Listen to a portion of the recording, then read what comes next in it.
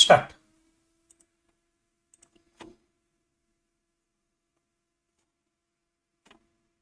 Hi, so good evening to all of you. This is the first class of the Ramban. It's a first class. It's a ritual to start at. It's online. It's not a face to face. That we are going to late for the 10 or 15 minutes. कोई बात नहीं है. We will make up. 1.5 घंटे का session है. बाद letter हम उसे मेकअप कर लेंगे. एक बड़ी अच्छी चीज होती है.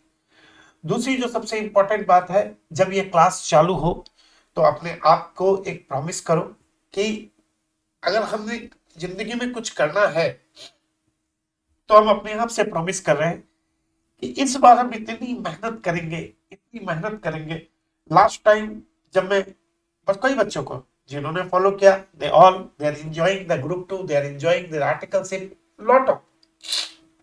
मैं हमेशा एक बात बोलता था, रिचुअल्स को फॉलो करो.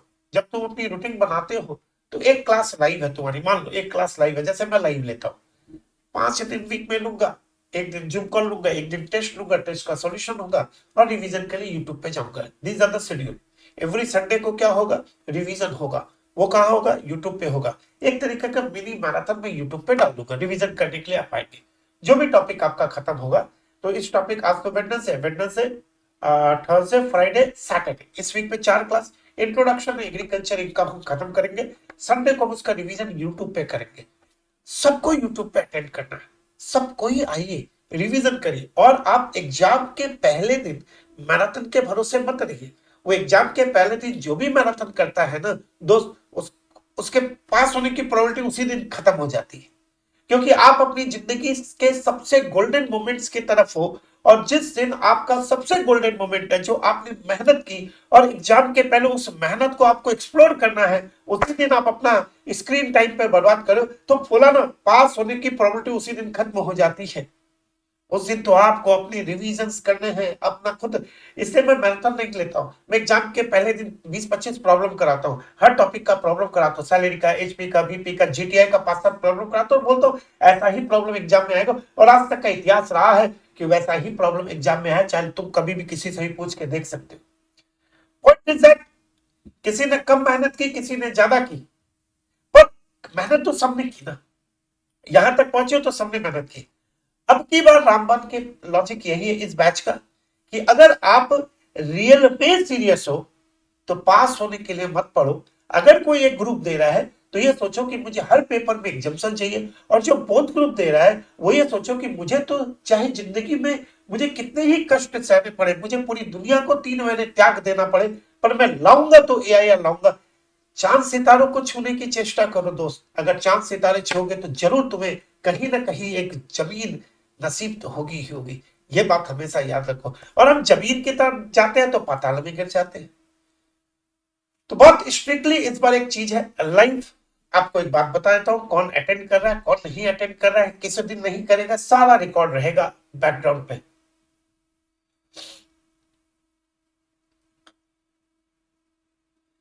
शिवम, अगर आप मेरे स्टूडेंट हो और मेरी बात ही नहीं समझ रहे हो तो फिर मैं आपको और समझा के क्या करूंगा. आप तो रेगुलर बैच के स्टूडेंट हो और रेगुलर बैच में हर दिन मैं ये बोलता हूं, marathon is a slow poison before exam. जिस जो भी मैराथन करता है अपना 10 घंटे बर्बाद करता है, वो 10 घंटे आप अपने फेल होने की कगार पे ले आते हो. बाकी आपकी मर्जी, it's your life, it's your choice, whatever you want to do you can do, it's your life.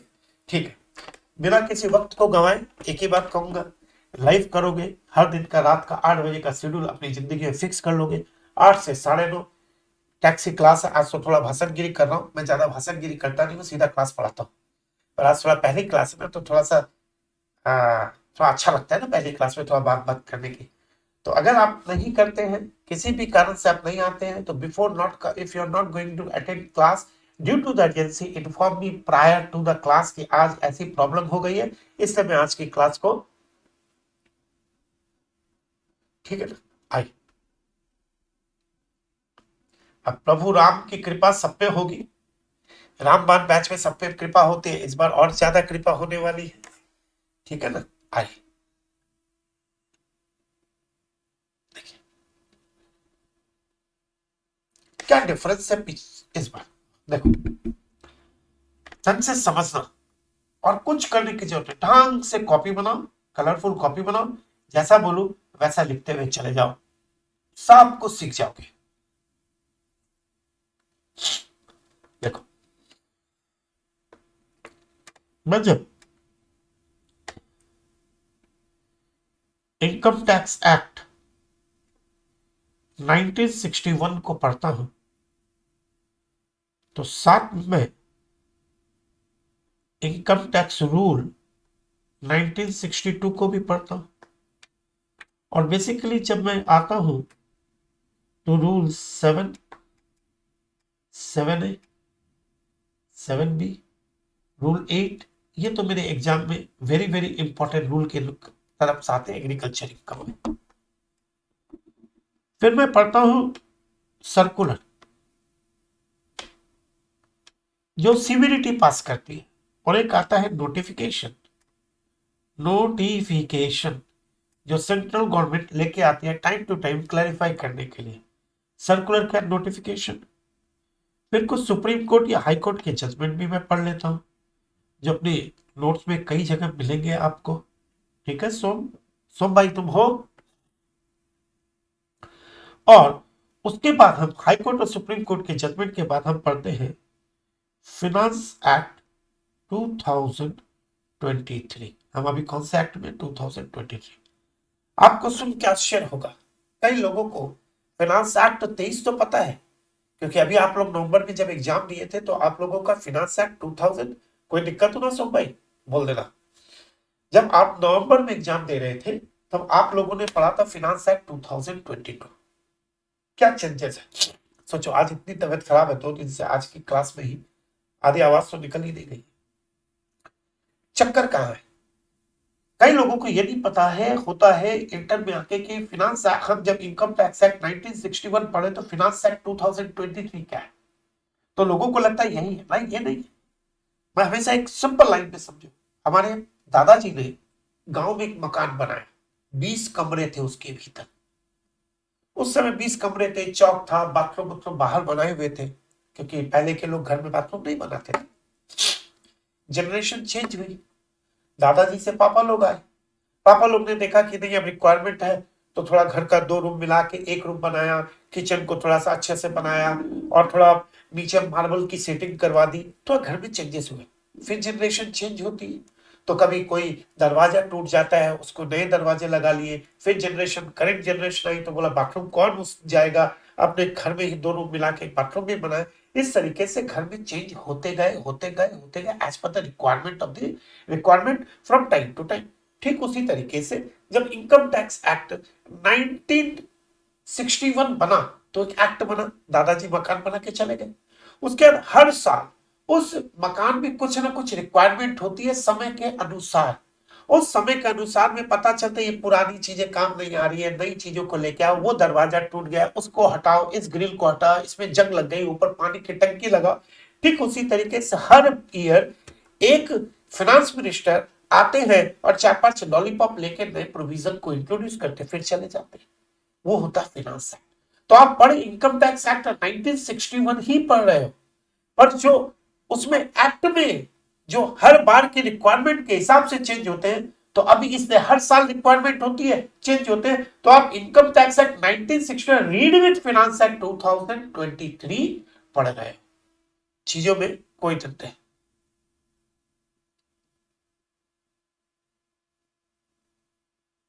आई बात समझ में, पूरे दिमाग में सेट हो गया क्या हुआ इनकम टैक्स एक्ट। कोई वो तो वो एक्ट है ही, रूल भी वही बने हुए, सब कुछ वही है, पर जरूरत के हिसाब से हर साल फाइनेंस मिनिस्टर कोई ना कोई चेंजेस और परिवर्तन लाता है, और हर कोई को पता है परिवर्तन ही संसार का नियम है, इसलिए हर फाइनेंस एक्ट आता है। तो अब की बार आप जो पढ़ रहे हो वो उसी एक्ट में, फाइनेंस एक्ट 2023 में लाए गए प्रोविजंस को पढ़ रहे हो। क्या क्या, इसीलिए उसको बोलते हैं अमेंडमेंट, नया एडिशन या नया डिलीशन। ठीक है, यहां पढ़ेंगे। पर इनकम टैक्स की लाइन जो स्टार्ट होती है वो यहां से होती है, every person, be very careful है, every person are liable to pay tax on their income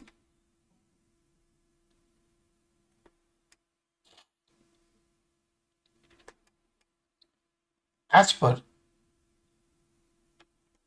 residential status.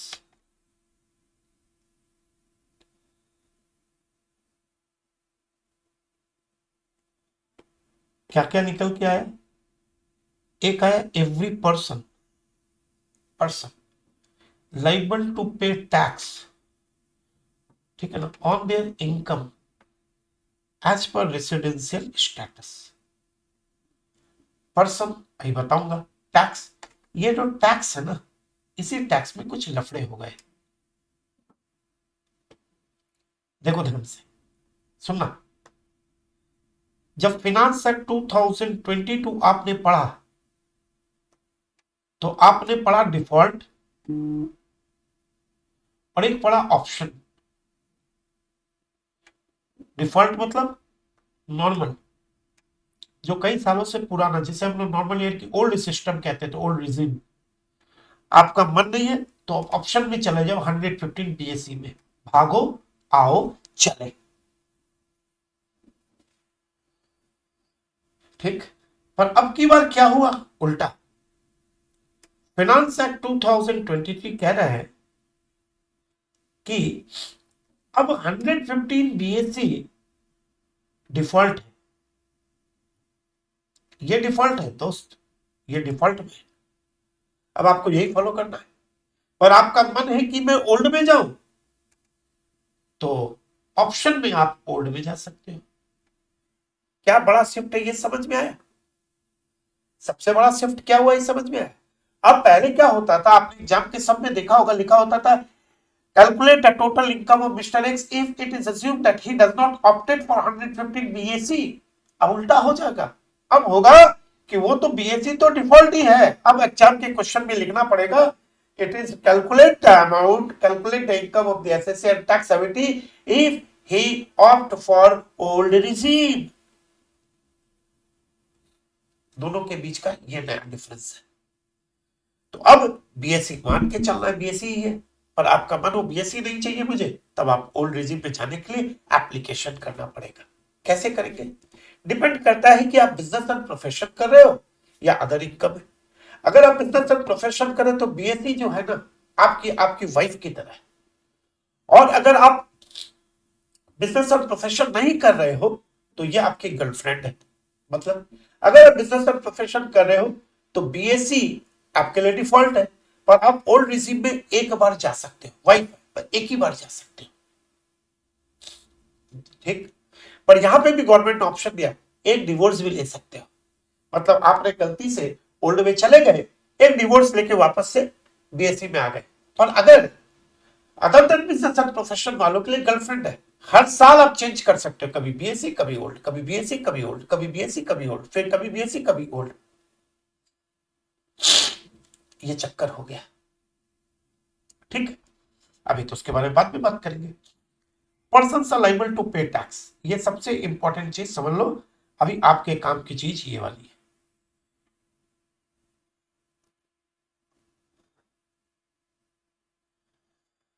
तो पर्सन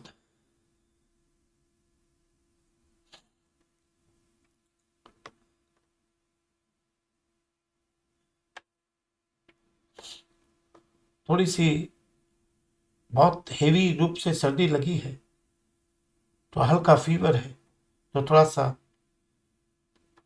मेरे संग कॉपरेट कर लीजिएगा। पर इतना वादा कर सकता हूं, अगर आप लोगों ने मेरा साथ दिया तो जीएसटी के जो लेक्चर्स अपलोड हुए वो इस लेवल के हैं कि आप इमेजिन नहीं कर सकते हो कि क्या लेवल जीएसटी का इस बार गया है। नए नए टॉपिक्स, नए नए एग्जाम्पल्स।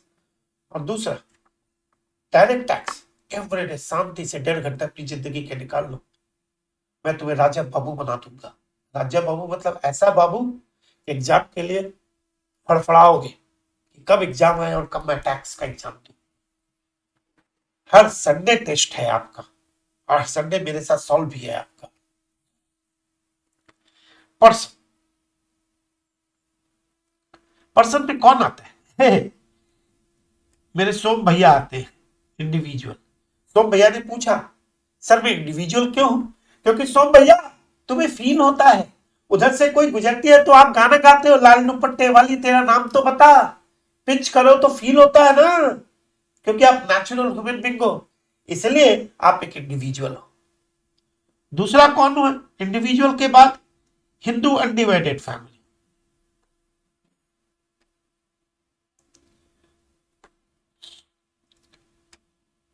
HUF बोलो okay sir, HUF Hindu undivided family.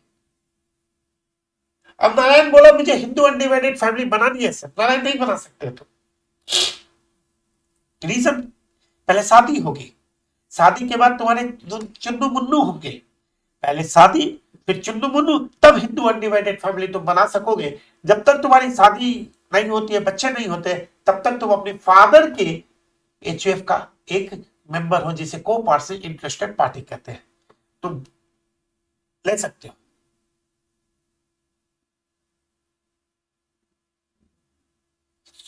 Okay, third body of individual.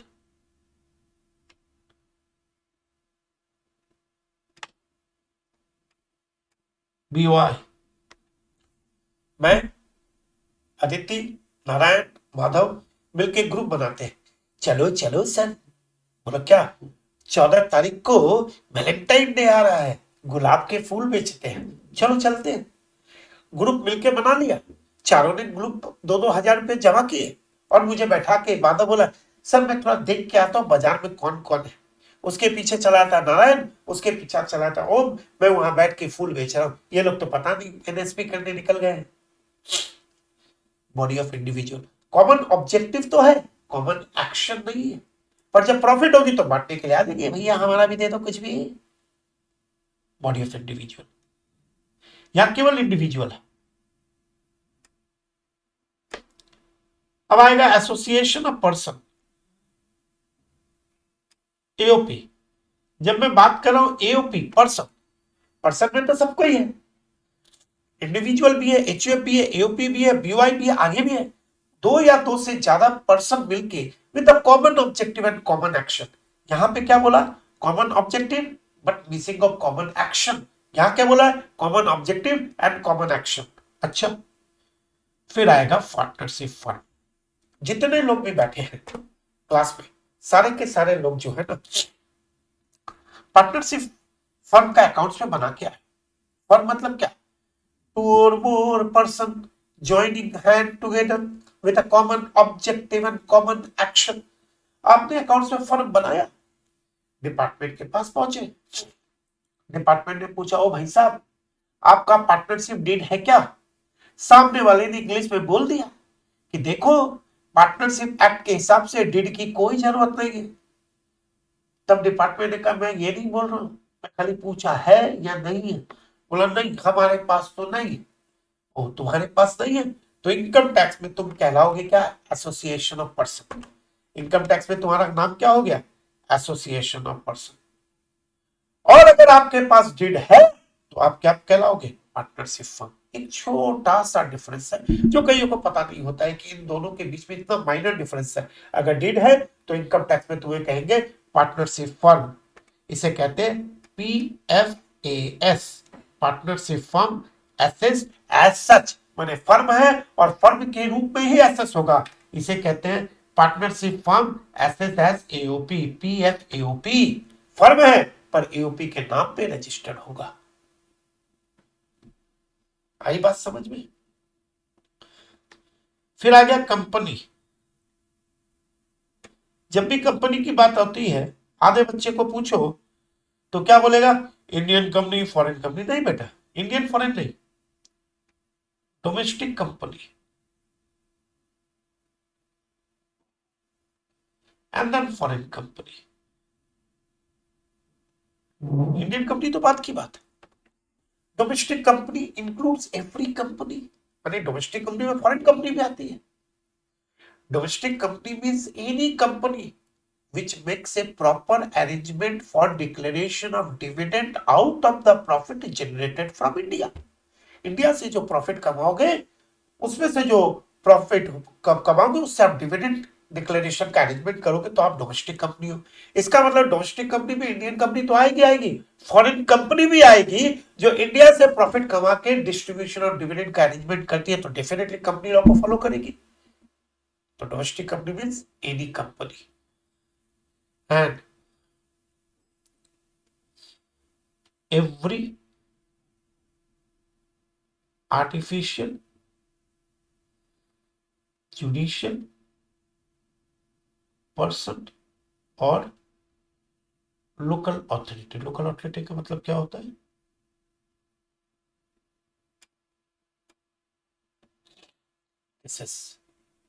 These are the 7%.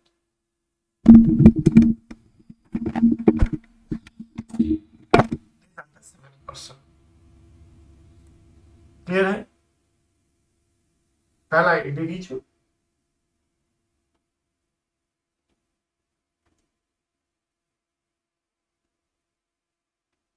HUF, BOI, PF, AOP, ये डिफरेंस को याद रखना है। AOP and firm, company, every artificial judicial person.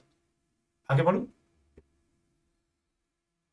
तो ये हो गया person liable to pay tax on their income. अब देखो इनकम, ध्यान से देखो।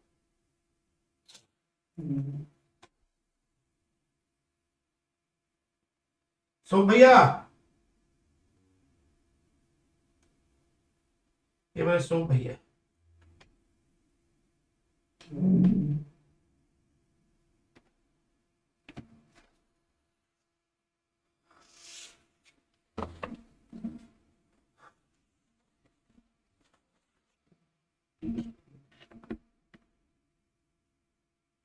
यस विदेश, डोमेस्टिक कंपनी में दोनों होगा,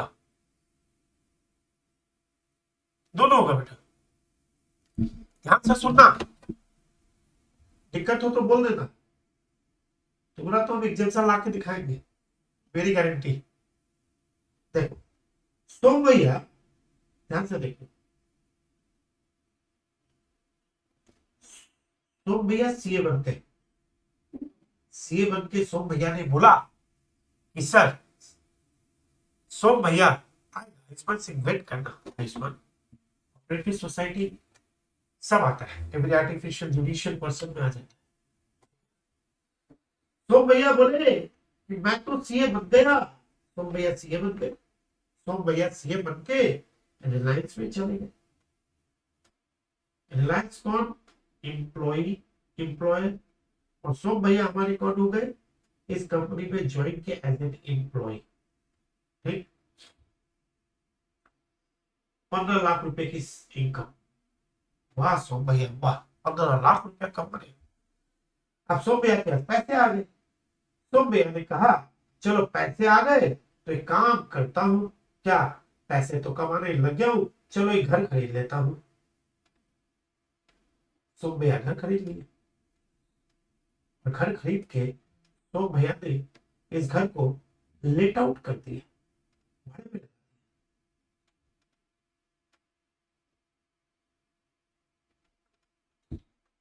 यहां से पैसे कमाए, घर खरीदा, लेट आउट कर दिया, भाड़े पे कमाए, 2 लाख के करीब की कमाई हुई।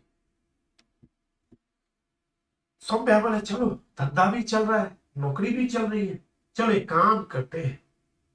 बोला क्या काम? चलो एक पान की दुकान खोल लेते हैं। है सर आप भी कैसे, चलो कोई बात, ट्रेडिंग का धंधा कर लेते हैं, ट्रेडिंग बिजनेस। और यहां से इन्होंने 5 लाख कमाए, बहुत पैसा हो गया, बहुत पैसा। सोम भैया बोले मेरे पास बहुत पैसा है, यस अरसलन आ रहा है, मेरे पास बहुत पैसा है, सैलरी, एचपी। अब सोम भैया ने क्या किया, कुछ गोल्ड खरीद लिया, अदानी के शेयर खरीद लिए,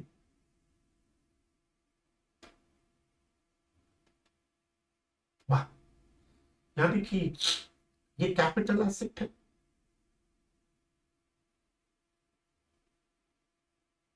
इन्वेस्टमेंट कर लिया, एसेट में इन्वेस्टमेंट किया और बाद में उसे ट्रांसफर कर दिया, और वहां से सोम भैया को 3 लाख रुपए की कमाई हो गई। सिंपल, पैसा ही पैसा।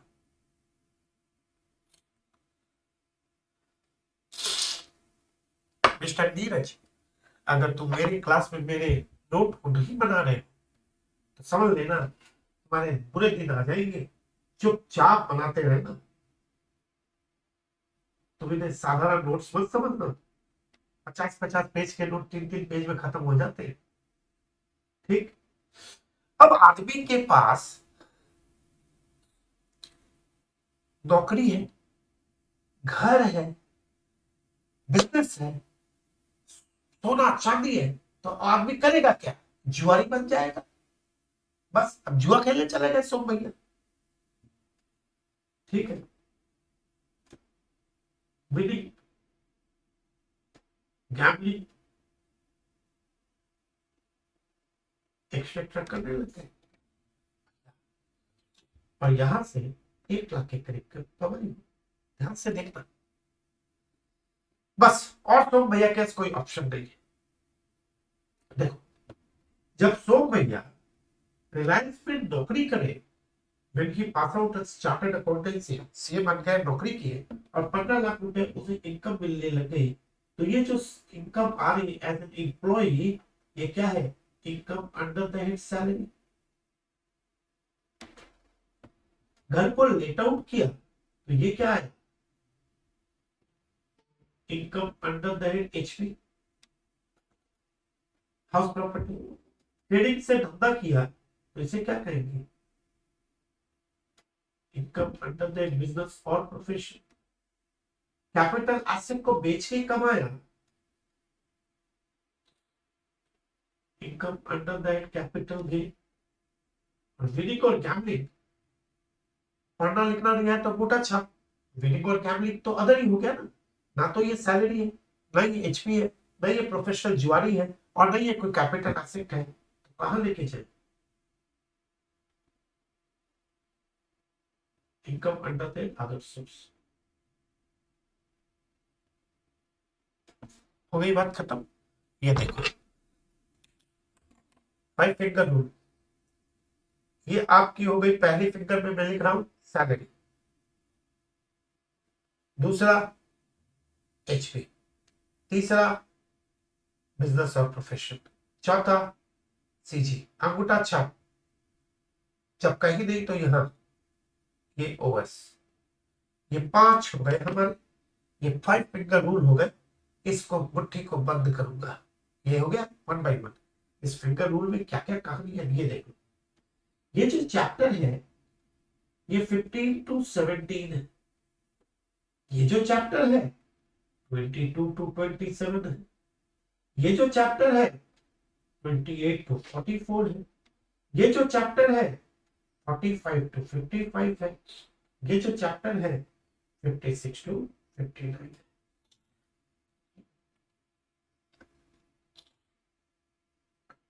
तो ये आपका आ गया सेक्शन। याद मत करना, हो जाएगा, आई प्रॉमिस, आपका हो जाएगा। सारे सेक्शन फिंगर टिप पे याद हो जाएंगे आप। कभी याद मत करना, पर हो जाएंगे। तो 5 फिंगर रूल। अच्छा, अब इसको कैसे सजाया जाए, ध्यान से देखो। जब मैं बात करूंगा इनकम टैक्स एक्ट की, तो सेक्शन 1, 2, 3, 4, 5, 6, 7, 8, 9, 10, यहां तक करूं? यस। नाम क्या है तुम्हारा? Name, extent and applicability. पूरे भारतवर्ष में इनकम टैक्स एक्ट है 1961। हाँ सर है। 2 क्या है? डेफिनेशन। कोई भी एक्ट की डेफिनेशन जीएसटी में भी आपने देखा होगा, सेक्शन 2 डेफिनेशन एंड लॉ में भी देखा होगा। Yes sir. 3 क्या है? Previous year. अभी आएंगे उसके ऊपर। ये क्या है? चार्जेबिलिटी हो चुकी है, करा दिया मैंने। चार्जेबिलिटी कब कराया सर? ये ना, ये देखो लिखा हुआ salary, HP, BP, CG, other source. Salary, HP, BP. Section 5 incidence of tax. Section 6, residential status. Every person is liable to pay the tax on their income as per residential status. आगे residential status देखो याद हो रहा है ना, section याद हो रहा है. Name, extent and applicability. Definition. 3 is previous year. 4 is chargeability. Year chargeability. Salary, HP, BP, यही 5 हेड्स को chargeability बोलते हैं. Incidence, सेक्शन 5 सबसे बड़ा सेक्शन. रेसिडेंशियल स्टेटस के बिना आप टैक्सी नहीं दे सकते हो. Section 7 deem to receive. आज आज बहुत ठंड थी, कई लोग नहाए नहीं, फिर भी वीडियो लगा के बैठे हैं. डीम टू भी नहाया, दैट इज कॉल्ड. एक्चुअल में नहीं नहाया, फिर भी डीम टू भी नहाया. Deem to receive. Section 8 is a dividend. Section 9 is a deemed to accrue.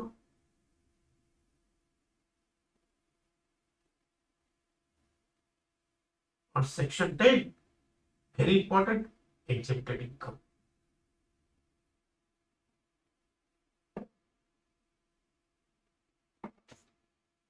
देखो कितना इजी है.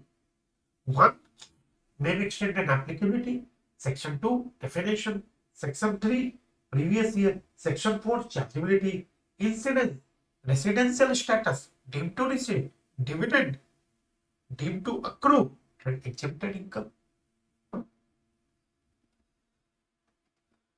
So इतना इजी है सेक्शन, एकदम सारे सेक्शन याद हो जाएंगे अभी तुमको. अभी पहली क्लास में याद करा दूंगा, टेंशन ना लो. इसके बाद क्या आएगा? Section 11, 12, 13, 13A, 13B and 14. ये क्या है सर? कुछ नहीं. 11, 12, 13 में चैरिटेबल ट्रस्ट की बात की गई. आपके काम की चीज ही नहीं है, फाइनल में पढ़ेंगे.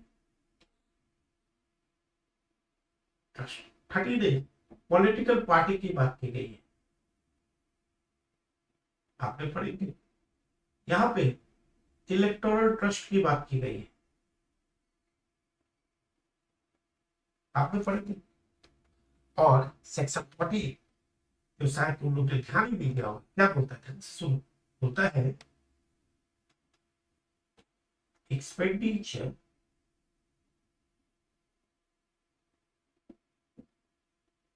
in respect of exempted income.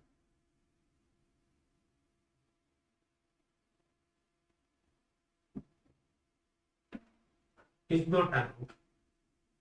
बच्चे को ही पता होगा कि अगर कोई इनकम एग्जम्प्ट है, अगर कोई इनकम एग्जम्प्ट है, उसको जनरेट करने के लिए अगर आप कोई एक्सपेंडिचर कर रहे हैं, अगर कोई इनकम एग्जम्प्ट है और उसको जनरेट करने के लिए कोई एक्सपेंडिचर करे तो माइनस नहीं होगा. कोई भी एक्सपेंडिचर जो एग्जम्प्टेड इनकम के लिए किया जाए वो माइनस नहीं होगा. क्या हुआ सर? सेक्शन याद हुए? मुझे तो नहीं लगता है. जल्दी से बोल, याद हुआ क्या? 1 definite, 2 definition, 3 previous year, 4 chargeability, 5 incident, 6 residential, 7 deemed to receive, 8 dividend, 9 deemed to accrue, 10 exemption, 11, 12 trust, 13 a political, 13 electoral trust. Section 42 easy है, याद हुए? अब ऊपर देखते हैं, चलो ऊपर देखते हैं. 14 यहाँ हो गए. 15 to 17 salary, 22 to 27 HP, 28 to 44 BP, 44 to 45 to 55 CG, 56 to 59. 60 section तो पहली क्लास में हो गए ना भैया, बोलो.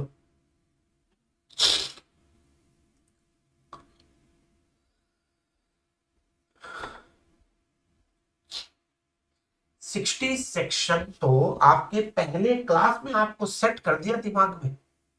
से सोच के देखो कि आप जिसको हवा और फवा बना के रखते हो कि सेक्शन में कैसे करें, ये कैसे करें, वो कुछ करने की जरूरत ही नहीं. सब कुछ पहले लेक्चर के आधे घंटे में सारा सेट हो गया. दिमाग की बात है, केवल दिमाग यहाँ पे रखो, अपने आप को यहाँ पे रखो कि मैं सब कुछ कर सकता हूं. सब कुछ कर लो. मुझे याद नहीं करना, हो सकता है हो जाएगा.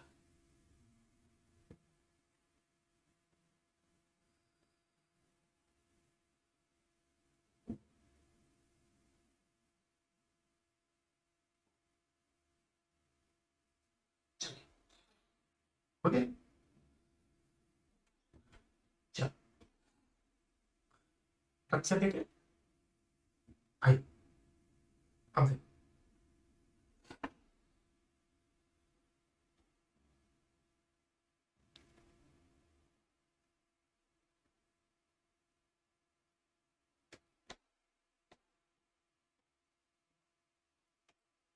वन फोर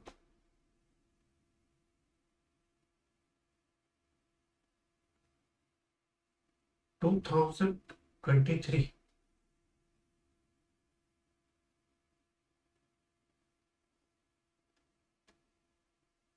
31st 3/24 1/4/24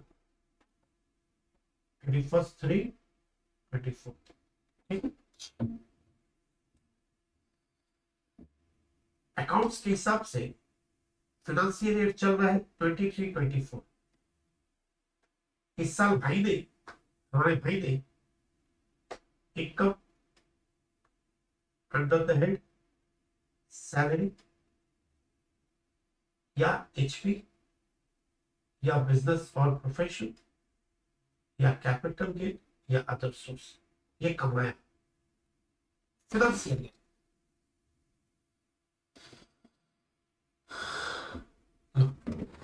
एक मिनट मैं दवाई ले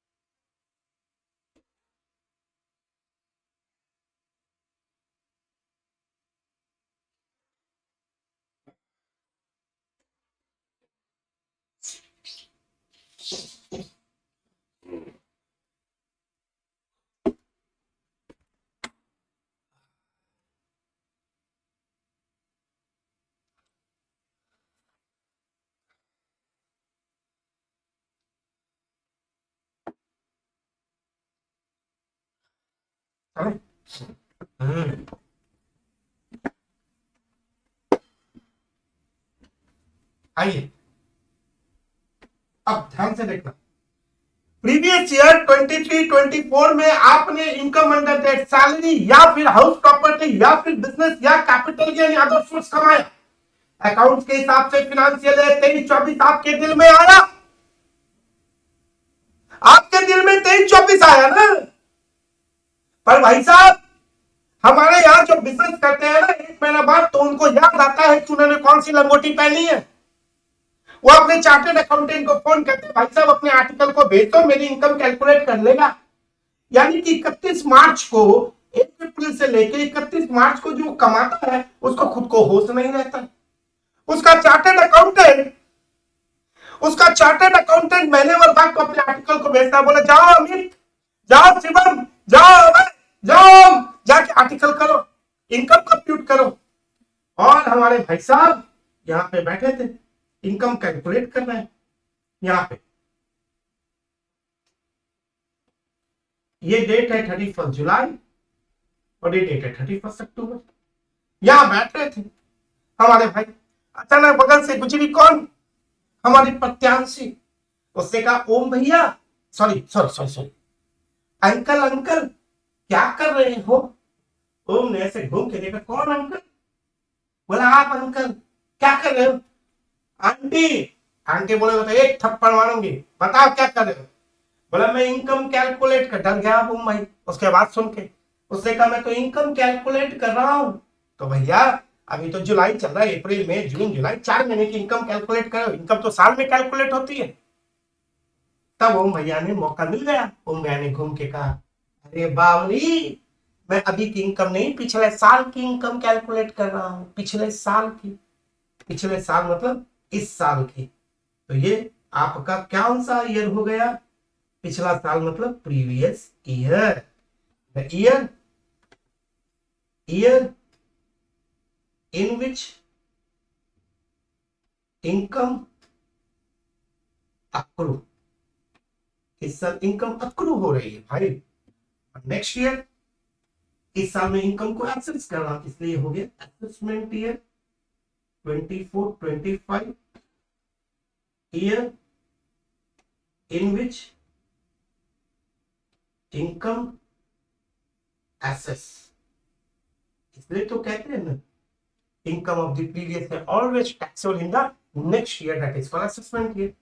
अब दो डेट क्यों दी गई है, इसलिए दो डेट दी गई है कि एक डेट है आपकी 31 अक्टूबर और एक डेट है आपकी 31 जुलाई।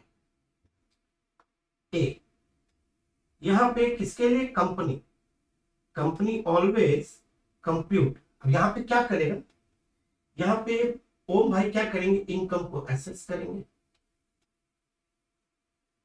असेसमेंट ईयर आ गया, फिर क्या करेंगे, इनकम को एसेस करेंगे, फिर टैक्स पेबल निकालेंगे, टैक्स पेबल कितना, फिर टैक्स पेड करेंगे, और फिर रिटर्न ऑफ इनकम फाइल करेंगे, रिटर्न ऑफ इनकम या रिटर्न ऑफ लॉस फाइल करते हैं, यही काम असेसमेंट, इसीलिए तो कहते हैं असेसमेंट। इस साल इनकम को एसेस किया, पेबल निकाला, पे किया, फिर रिटर्न ऑफ इनकम फाइल किया। तो दो डेट क्यों, कंपनी के लिए ऑलवेज अक्टूबर, यानी कि कंपनी के लिए हमेशा income computation filing of return October. Be any other SSC, any other SSC whose books of accounts being audited, अगर उसको ऑडिट हो रहा है तो उसके लिए कोई भी एनी 7% ने कंपनी तो हटा दो, 6 बच गए ना, उन 6 के लिए क्या बोला, कभी भी अगर आपका बुक्स अकाउंट ऑडिट होगा तो आपके लिए अक्टूबर,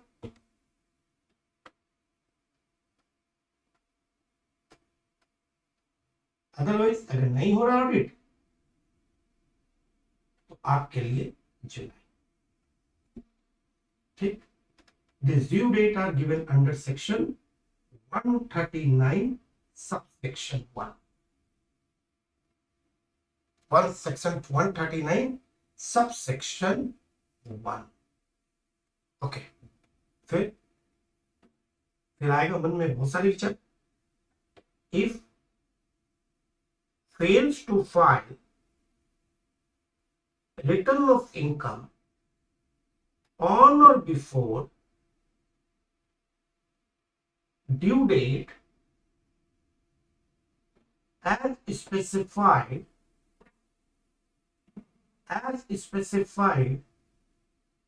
under section 139(1), अब क्या होगा, कुछ नहीं होगा दोस्त, अब दो चीजें होंगी,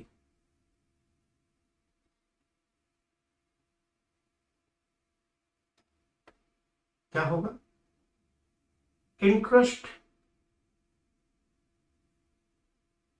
under section 234A plus fine under section 234F रुपया 5,000। उसमें एक कंडीशन है कि अगर आपका net income less than equal to 5 lakh है तो 1,000, और interest at the rate of 1% per month और पार्ट ऑफ मंथ। इतनी सारी कहानी है।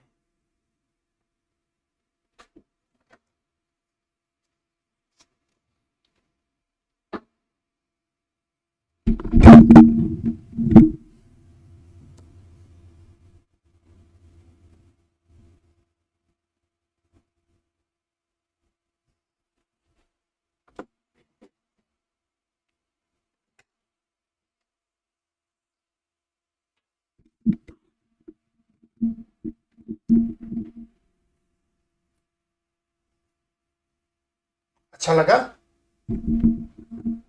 कहां से कहां चले गए आप, देखो चले गए ना। अच्छा, प्रीवियस ईयर में पैसे कम होते 24 में,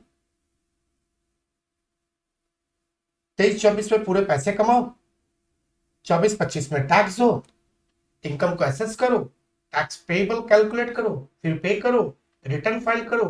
रिटर्न फाइलिंग का ड्यू डेट जुलाई, अक्टूबर। अक्टूबर कंपनी के लिए और any other excessive books account being audited bye chartered accountant. नहीं किया तो 234A में इंटरेस्ट प्लस 234F में फाइन।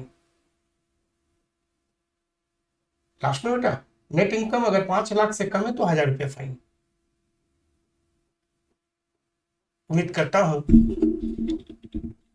कि समझ आ गया होगा। हेलो,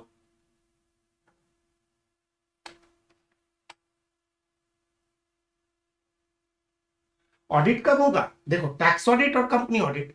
टैक्स ऑडिट के लिए तो लिमिट अपने दे दी ना। आपके लिए लिमिट क्या है बताइए? 1 करोड़ के ऊपर होने से आपको टैक्स ऑडिट, प्रोफेशन में 50 लाख के ऊपर होने से टैक्स ऑडिट।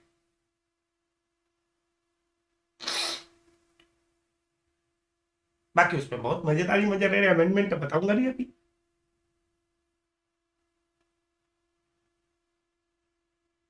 हाँ वीरेश, अकाउंटिंग ऑडिट नहीं होगा भी तो जुलाई जुलाई जुलाई। ऑडिट नहीं हुआ मतलब जुलाई। ऑडिट होगा तो टाइम चाहिए ना वीरेश। अगर ऑडिट होगा तो यू नीड टाइम, और जब टाइम चाहिए तो डिपार्टमेंट ने टाइम बढ़ाया है। एक तो डिपार्टमेंट ने तुम्हारे लिए अच्छा कर दिया ऑडिट होने से टाइम। दूसरा इंटरेस्ट क्या है ना बेटा, ये अगर आपने लेट फाइल किया तो जैसे लेट फाइल आपका कितना ड्यू डेट क्या है बेटा, जुलाई है या अक्टूबर। मान लो आपका ड्यू डेट जुलाई है, तो जुलाई में आपने नहीं किया तो आपका 1%, और आपने किया दिसंबर में, तो अगस्त सितंबर अक्टूबर नवंबर दिसंबर 5 महीना का इंटरेस्ट लग जाएगा एट द रेट ऑफ 1%, यानी कि 5% इंटरेस्ट लगेगा तुम्हारी टैक्स एबिलिटी के ऊपर। फाइन का सेकंड पॉइंट है, ऐसे फाइन कितनी आयुष्मान, 5,000 रुपए का फाइन है ना नॉर्मल। पर अगर आपकी नेट इनकम 5 लाख और 5 लाख से कम है तो आपको 1,000 रुपए का ही फाइन लगेगा।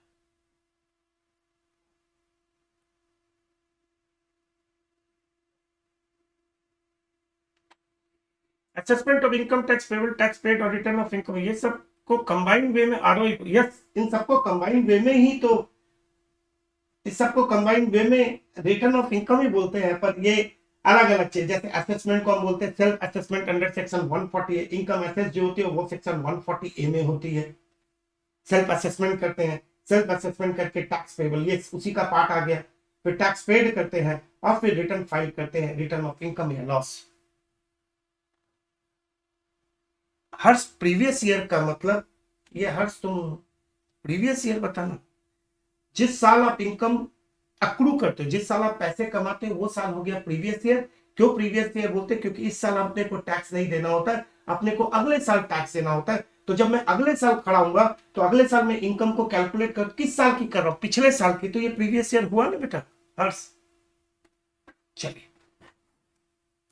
थोड़ी, प्रीवियस ईयर मतलब फाइनेंशियल ईयर, और इस साल टैक्स नहीं तो अगले साल देते हैं, इसलिए उसको अपने प्रीवियस ईयर बोलते हैं। किस साल? अगले साल। अगले साल में खड़े होकर क्या बोले? पिछले साल का टैक्स कैलकुलेट कर रहा हूं। अब ध्यान से, तो अभी आप एग्जाम देने जाओगे तो कौन सा असेसमेंट ईयर के लिए जा रहे हो? अगर डाल लो 24 25, क्योंकि अभी तक आपके आ रहे 23 24। नहीं, मैं सिर्फ वही डाल सकते हो बेटा। हाँ, सब कंपनी मतलब स्मॉल और बड़ा कुछ नहीं होता है। अभी तुम कर सकते हो 2 पेज छोड़ के, कोई बात नहीं। मैं सुन, असेसमेंट ईयर 24 25, प्रीवियस ईयर 23 24 आदर डाल लो, क्योंकि आपके दिमाग में लोग पुराना बैठा हुआ होगा 22 23, अब सब चेंज हो गया। देखो मैं क्या बना रहा हूं, I am computing statement of. अभी जब आप क्लास खत्म होगी ना, आप देखना आपके चेहरे पे की स्माइल आएगी। नए बच्चों, आपके चेहरे पे की स्माइल आएगी। बोला कैसे? ऐसे जब तुम खाना खाने बैठोगे ना, ऐसे दिमाग को पजे, क्या होता है क्लास जोर शोर से चल रही होती है, उसके दिमाग वहीं रहता है। और जब तुम दिमाग वहीं रहेगा ना, तुम हंसते हंसते करना, तुम्हें देखेगा अरे ये क्या हुआ, मुझे तो साइंस सेक्शन याद हो गए। फिर अपने आप पे भरोसा नहीं होगा। फिर तुम देखना मुझे याद हुए क्या। हाँ, section 1 name extent applicability, section 2 definition, section 3 previous year, 4 is the chargeability, 5 is the incident, 6 is the residential, 7 में डीम टू रिसीव, 8 में डिविडेंड, 9 में डीम टू अक्रूवल, सेक्शन 10 में एग्जम्पशन। बाकी तो सब बकवास है।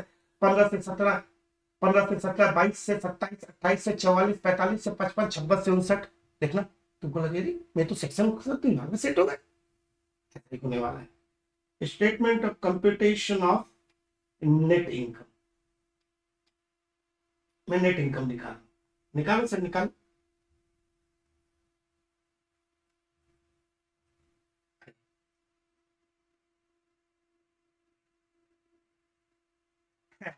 हिंदी में भी नाम क्या है तुम्हारा बोल रहे हो, ठीक है विलेज, देखो ध्यान से बी कंसंट्रेट है। Income under the head salary, पहला हेड ये देखो, फिर आप करते दूसरा, दूसरे फिंगर आ गई आपकी 5 finger rule, income under the head house property, पूरा नहीं लिख रहा हूं क्योंकि आप लोग बड़े हो गए। तीसरा सबसे बड़ी फिंगर है तो सबसे बड़ा हेड भी है ये, पर सबसे इजी हेड पूरे बीपी पूरे के पूरे इनकम टैक्स में सबसे इजी हेड ही बिजनेस एंड प्रोफेशन। चौथा सीजी को हम लोग बोलते हैं CG is equal to easy, तो दिमाग लगाने की कोई जरूरत ही नहीं है उसमें, हर प्रॉब्लम पढ़ो फॉर्मूला बैठा तमाशा देखो। And last one is income under the head other source, इन सबसे अच्छा तो चैप्टर ये अदर सोर्स। ये चैप्टर कैसे स्टार्ट हुआ, 14 के 15 टू 17 में ये आया, फिर 22 टू 27 में ये आया, 28 टू 44 में ये आया, 45 टू 55 में ये आया, एंड 56 टू 59 में ये आया।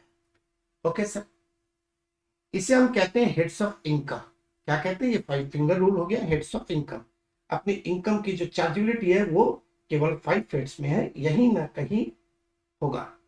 सैलरी कब होगा, लॉजिक की बात है, एम्प्लॉयर एंड एम्प्लॉय का रिलेशनशिप होना चाहिए। Yes correct. HP landlord and tenant का कनेक्शन है,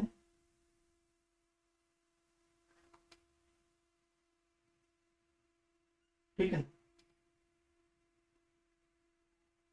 बाइंग सेलिंग सर्विसिंग, कई सारे रिलेशन खड़े हो सकते हैं। ये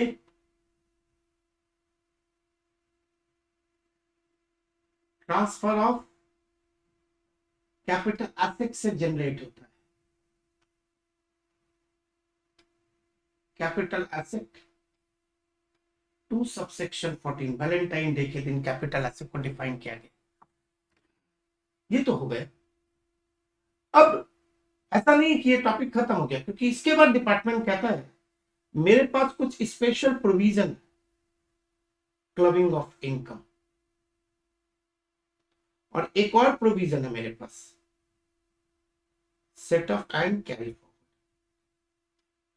इन सबको जैसे आप ऐड करते हो ये आता है सेक्शन 60 टू 65,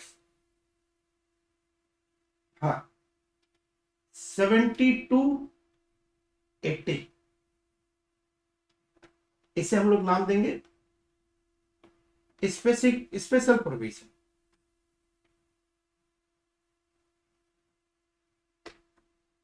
ठीक है सर, ये हो गया अपना ग्रॉस टोटल इनकम।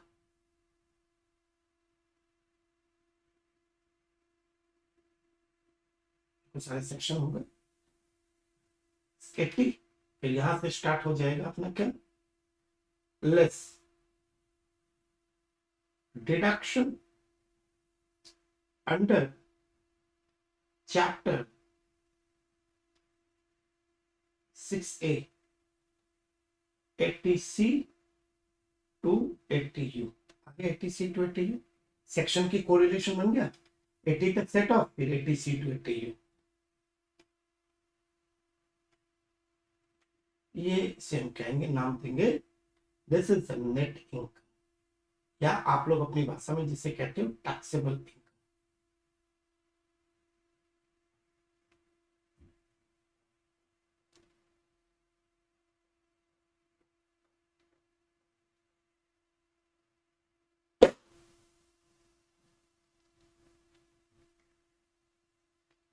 आगे नेट इनकम, इसी के ऊपर आप सारे गेम होंगे। मैंने क्या कहा, एवरी पर्सन, पर्सन का मतलब individual, HUF, AOP, BOI, firm, company and every artificial judicial per liable to pay tax on income. income आ गई, सैलरी, HP, BP, CGI क्या अलग देते हैं? नहीं, सबको कंबाइन करते हैं। कंबाइन करते हैं स्पेसिफिक प्रोविजन के साथ, क्लबिंग एंड सेटअप, इन सबको जोड़ने के बाद आता है ग्रॉस टोटल इनकम। वहां से हम टैक्स प्लानिंग करते हैं 80C to 80U का। जो इनकम आती है नेट इनकम, इसके ऊपर नेट इनकम या टैक्सेबल इनकम टैक्स हमें इसी के ऊपर देना होता है।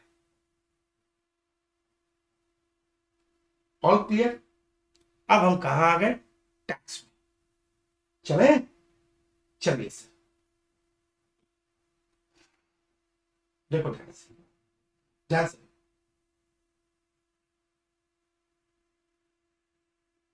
टैक्स एक इंडिविजुअल है,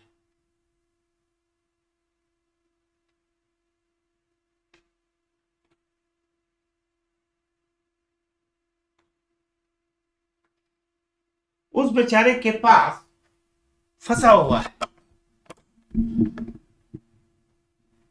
नहीं, वो मैं नए बच्चों से पूछ रहा हूं, ऑल क्लियर है या और कोई दिक्कत है?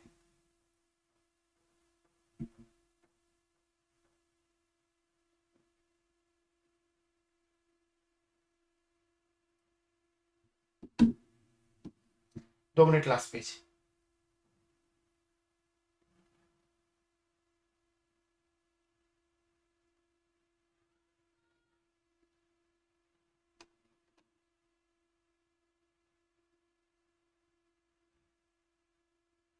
सोम भाई, ऑल ऑल गुड?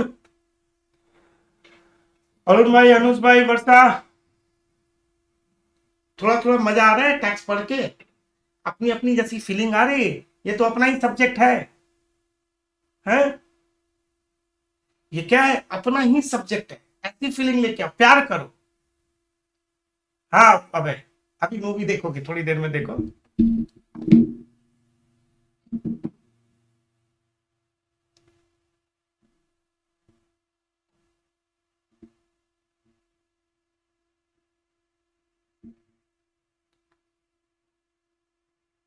साथ भाई, सुहास भाई, चल स्टार्ट। ये बेचारा इंडिविजुअल द्वंद में, ये बेचारा, ये इंडिविजुअल जो है ना द्वंद में, करूं तो क्या करूं, करूं तो क्या करूं, करूं तो क्या करूं, करूं तो क्या करूं, कुछ मत कर, डांस कर मेरे साथ बैठ के। ये बेचारा फंस गया। ये फंस गया कहां? ये फंस गया 115 BSE में। और BSE क्या है? डिफॉल्ट है। और एक है ओल्ड रिजीम।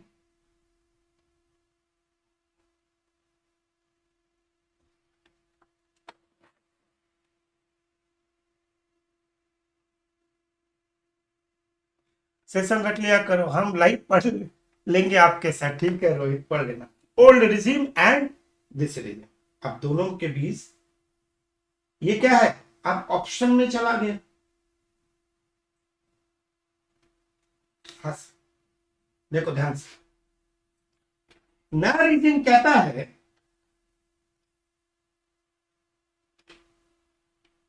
हम सब एक है। हम सब क्या है? एक है। हम सब एक है, हम सब एक हैं। बोला मतलब ये क्या हुआ? हम सब एक, ये कहता है नेट इनकम, इसे एनआई पहले बता दिया, net income up to ₹3 lakh आपको टैक्स नहीं देना है। वाह वाह वाह वाह वाह वाह वाह वाह। एनआई मतलब GTLS। वाह, लॉटरी लग गई हमारी तो। रुक जाए भाई, रुक जाए।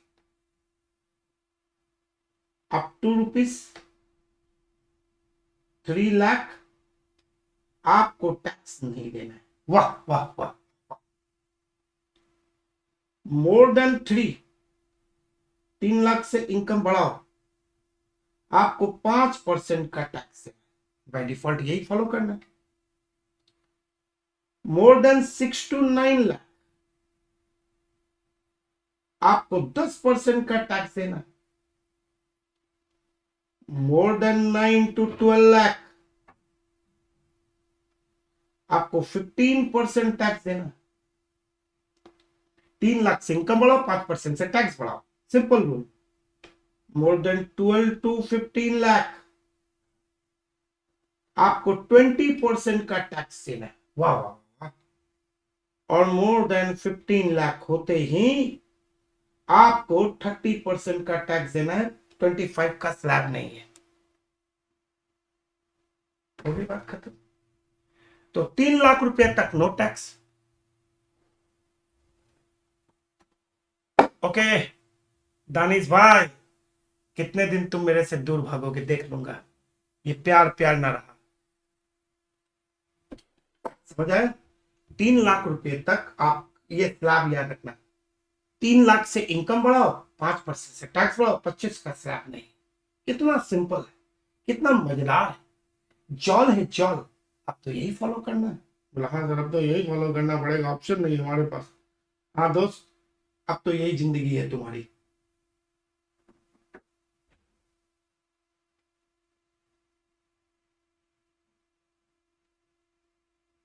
ध्यान रखना, अभी बहुत कुछ बाकी है। ये हो गया रूल, ठीक है? बोला ओके सर, कोई बात नहीं। अब ओल्ड रिजिम तो आप लोग हीरो हो ओल्ड रिजिम में। हाँ सर, हम लोग हीरो हैं।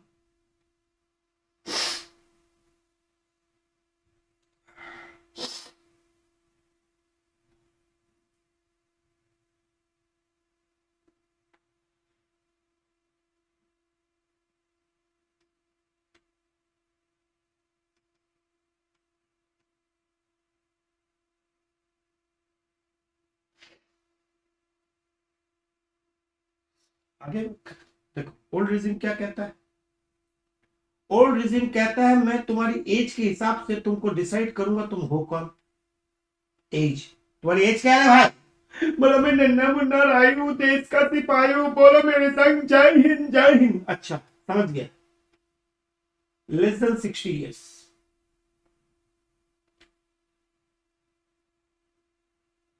तुम कौन? रिश्ते में तो हम तुम्हारे पाप लगते हैं, पर नाम है सहनसा। समझ गया, सीनियर सिटीजन हो गए हो तुम, लेस देन 80 years। तुम कौन? मैं तो अभी मेरे, मैं अपने लिए बोल रहा हूं। जब तुम मेरे, मैं अपने मुझसे पूछा ना तुम कौन, तो मैं बता रहा हूं। मैं तो अब जाने वाला हूं, मेरा नाम है सुपर सीनियर सिटीजन, क्योंकि इसके बाद सीधा ऊपर ही है। वाह,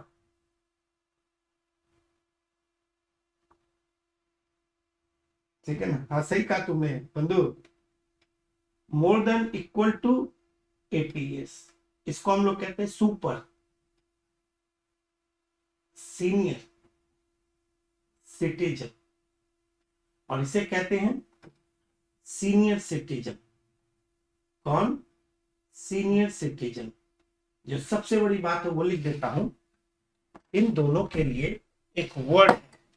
इन दोनों के लिए वर्ड क्या है? रेसिडेंट। समझ गए? ये स्कीम तभी होगी जब आप रेसिडेंट होंगे। मतलब ये स्कीम में आप तभी आ सकते हो जब आप रेसिडेंट होंगे। अगर आप नॉन रेसिडेंट है तो गई भैंस पानी में। हो गया, बात खत्म। क्या लिखता है? अप टू, दोनों से मैच करूंगा ना। अप टू रुपीज 2,50,000 नील, यहाँ कहता 3 lakh. More than 3 lakh to 5 lakh कितना है आपके पास? 5%। More than 5 lakh to 10 lakh कितना है आपका? कितना? 10%। ठीक। मोर देन 10 लाख, सही बोल रहा हूँ क्या? नहीं सर, आप गलत बोल रहे हो, यानी कि तुम लोग को याद है। हाँ थोड़ा बहुत याद है सर। 20% एंड 30%। यहाँ पे देखो, 5 है, फिर 10 भी है, 15 भी है, 20 और यहाँ इन दोनों के बीच में डिफरेंस क्या है, वहां 250 तक, यहाँ 10 लाख के ऊपर 30% या 15 लाख के ऊपर कितना है 30%। आपको देख के अच्छा भी लग रहा होगा, yes sir we are enjoying, हमें तो नया वाला स्कीम अच्छा लगा। और एक और चीज देखो, यहाँ मैंने क्या लिखा, यहाँ मैं लिखा हम सब साथ, हम सब एक है, यहाँ कोई सेग्रीगेशन नहीं है, सीनियर सुपर ये वो, यहाँ सेग्रीगेशन ओल्ड रिजिम में, यहाँ सब अलग अलग रूल है। अच्छा अब देखो क्या बोलता है, अब ये कहता है सीनियर सिटीजन कहता है देखो मुझे दवाइयों के लिए कुछ पैसे एक्स्ट्रा दे दो ना, अच्छा ठीक है 85 रुपए तुम एक्स्ट्रा ले लो, 3 लाख तक नील, मोर देन 3 to 5 लाख तक same 5%, more than 5 lakh to 10 lakh तक 20, एंड मोर देन 10 लाख तक सब कुछ सेम है, खाली बेसिक स्लैब में चेंजेस आया कितना, अगर आप ध्यान से देखो यहाँ 250 था, यहाँ कितना था, यहाँ 250 था, यहाँ 3 लाख हो गया, बाकी सारी चीजें सेम है। सर अब जो सुपर सीनियर सिटीजन है वो तो बड़ा आदमी है, वो क्या बोल रहा है, बोल रहा है मैं तो बड़ा आदमी हूं ना, अप टू ₹5 लाख, क्योंकि मैं तो ऊपर जाने वाला हूं इसलिए मुझे ज्यादा बेनिफिट दो, नील, मोर देन 5 to 10 लाख कितना परसेंट 20, मोर देन 10 लाख कितना परसेंट 30। ये ओल्ड एंड न्यू रेजिम की कहानी है, ये 115 डीएससी है जो डिफॉल्ट है, ओल्ड रेजिम तो आपको पता ही थी, आपने 1000 सम किए, बस ओल्ड रेजिम से पहले हम सम बना के फिर हम नए रेजिम में एंट्री मारेंगे।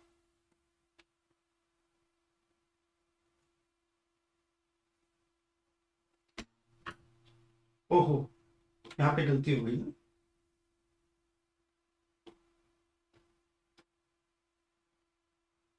ठीक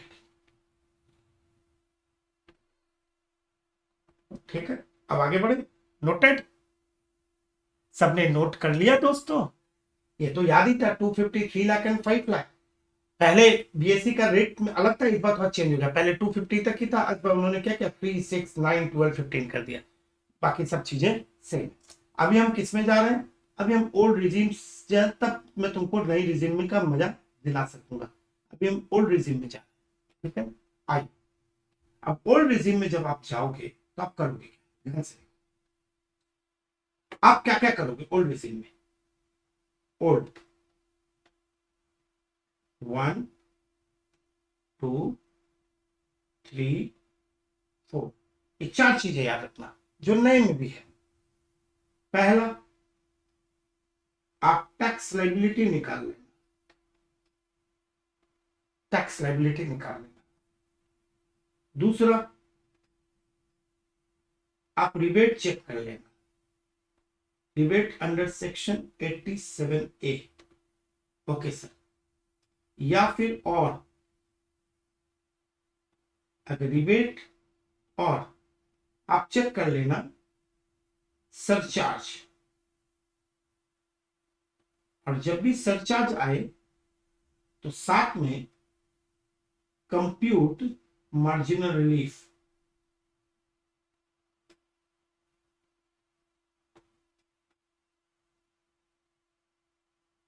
और फिर आप health cess and education cess लगा देना at the rate of charge. ये सिस्टम आपको फॉलो करना है, टैक्सेबिलिटी, रिबेट, दिस, ठीक है, ओके। अगर मैं चलता हूं FAQ 1 में, इसमें 1 में मान लो मिस्टर मोहित है, यहां पे उम्र नहीं बोली फिर भी बोल देता हूं 45 ईयर का बंदा है, ठीक है, और इसकी नेट इनकम जो है कितनी है, नेट इनकम, इस बंदे की नेट इनकम जो है 48 लाख। चलो जल्दी से टैक्सेबिलिटी कैलकुलेट करके बताओ, बात में नॉर्मल भूल जाए, क्योंकि अभी आप रिबेट वेट का कोई लफड़ा नहीं है, क्योंकि पहले तो टैक्सेबिलिटी कैलकुलेट करनी है, तो टैक्सेबिलिटी कैलकुलेट करो, पहले आपको जो कैलकुलेट करना वो क्या करना है, आपको टैक्सेबिलिटी कैलकुलेट करना है, तो टैक्सेबिलिटी कैलकुलेट करो, है ना,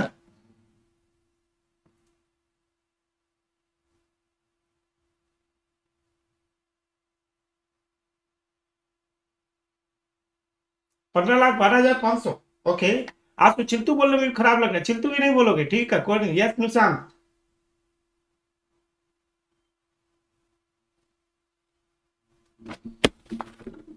चल जल्दी जल्दी एवरीवन, फास्ट।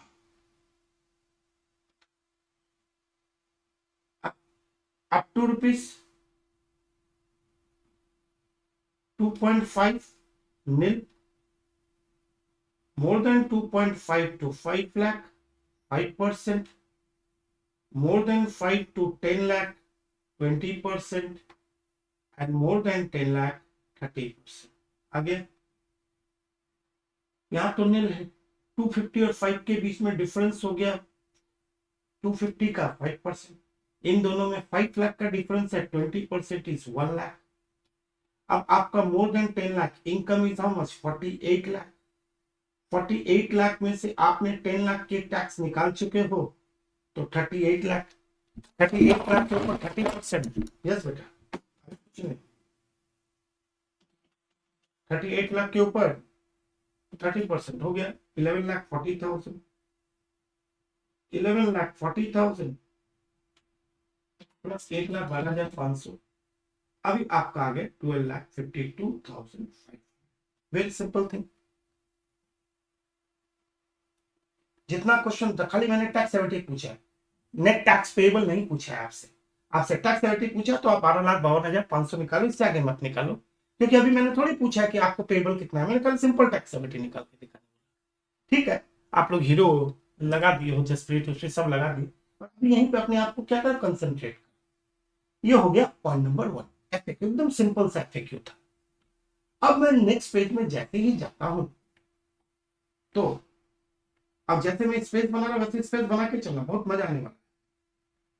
मतलब क्यों, अब अभी पता चल जाएगा। एक रिबेट ओल्ड और एक रिबेट नई स्कीम। नया स्कीम में रिबेट है वो बहुत धांसू है। तो चल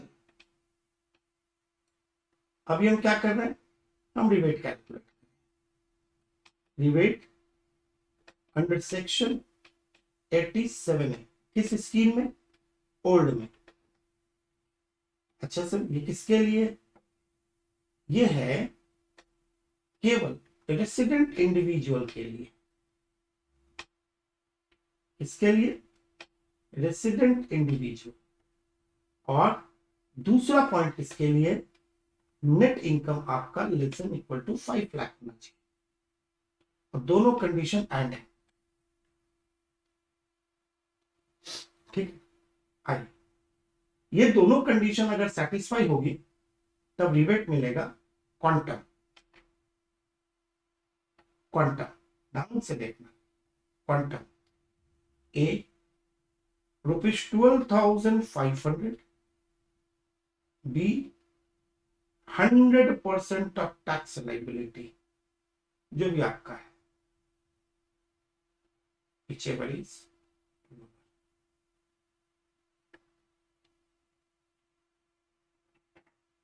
ठीक, कितना इजी है ना।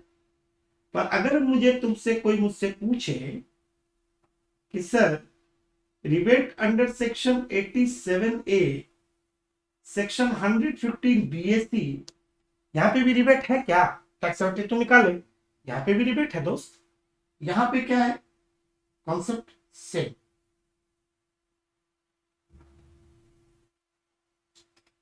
रेसिडेंट इंडिविजुअल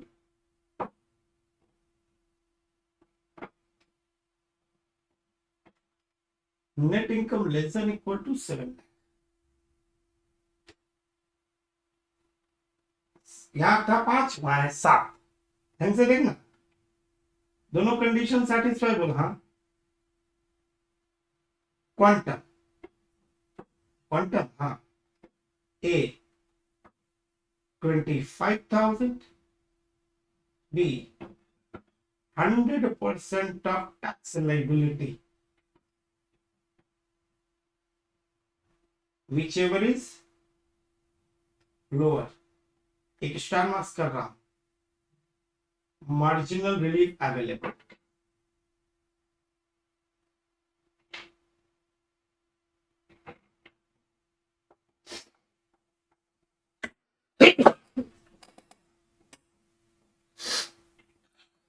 अब तुम सोच,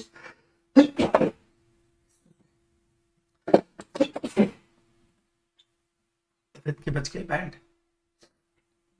अब आप सोच रहे होगे, सोचो मत, मैंने ये गेम ये क्यों किया। जब आप रिबेट पढ़ोगे, क्योंकि एग्जाम में तो दोनों में से एक आएगा, इस बार दोनों में से एक आएगा, तो चांसेस बीएससी का रिबेट का। जब आप रिबेट पढ़ोगे तो सामने एक साथ देखोगे, ओल्ड स्कीम में रिबेट 12,500 100 टैक्स पर, नई स्कीम में रिबेट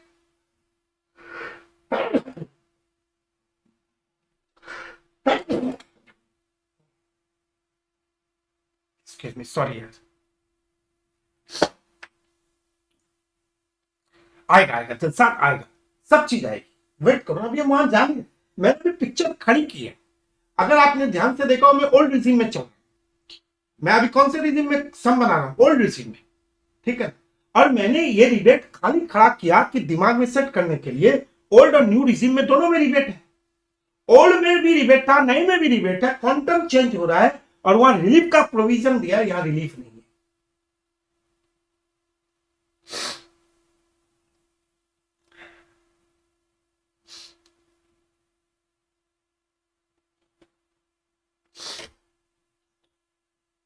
तो अभी हम इसको दिमाग में अभी हम इस पर दिमाग लगाएंगे।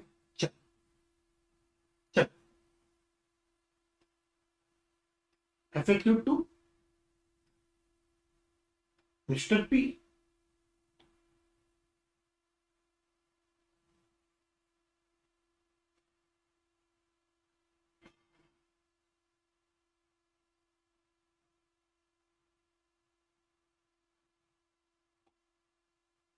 वन टू थ्री फोर,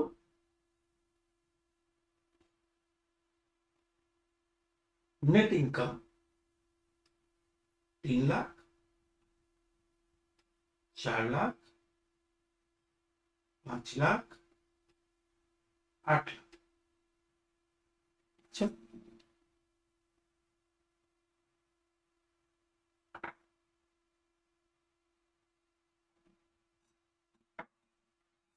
हाँ, न्यू स्कीम में मार्जिनल रिलीफ मिलेगा बेटा, वही तो लिखा है मैंने, मार्जिनल रिलीफ न्यू स्कीम में है, ओल्ड में नहीं है।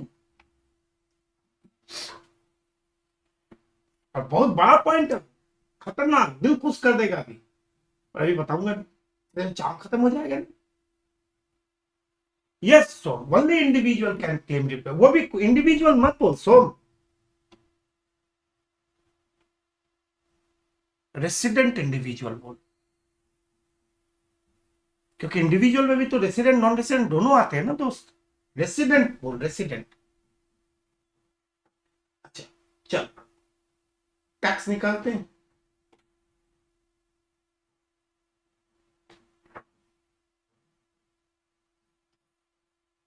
3 लाख, तो अप टू 250 नहीं, 50,000 5%, 2,500, 4 लाख, 250, 1.5 लाख, 1.5 पे 5%, 7,000, 7,500, 5 लाख, 12,500, 12,500, 3 लाख के ऊपर 20% प्लस 12,500, 72,500। आगे आगे बोलो, yes sir, less 87A rebate, 100% of tax liability or 12,500 whichever is lower, 100% of tax liability or 12,500 whichever is lower, 100% of tax liability or 12,500 whichever is lower, यहां पे not applicable।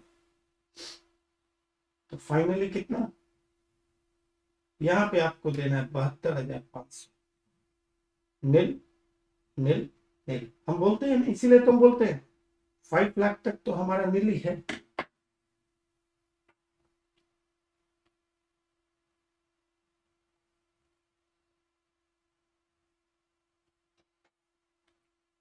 ठीक, चलेंगे।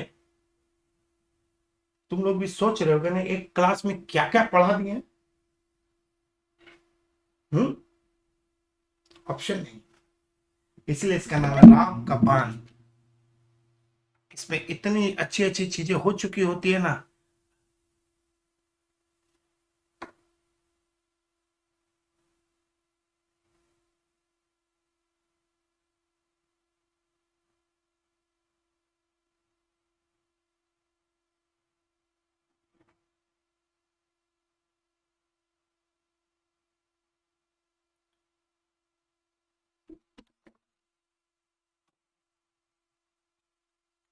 चलो स्टार्ट करो। Thank you. आगे continue करते। तो आपने क्या क्या देखा? आपने टैक्स एबिलिटी का कैलकुलेशन करना देखा, आपने रिबेट के बारे में बात की। अब हमारे सरचार्ज की तरफ।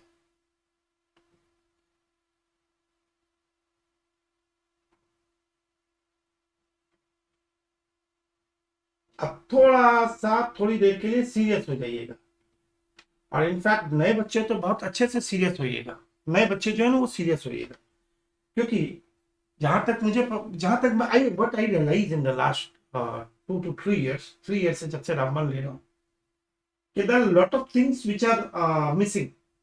आप लोग पढ़ाई करते हो, एक चेन नहीं होती है। एक चीज को तुमने फॉलो किया होगा।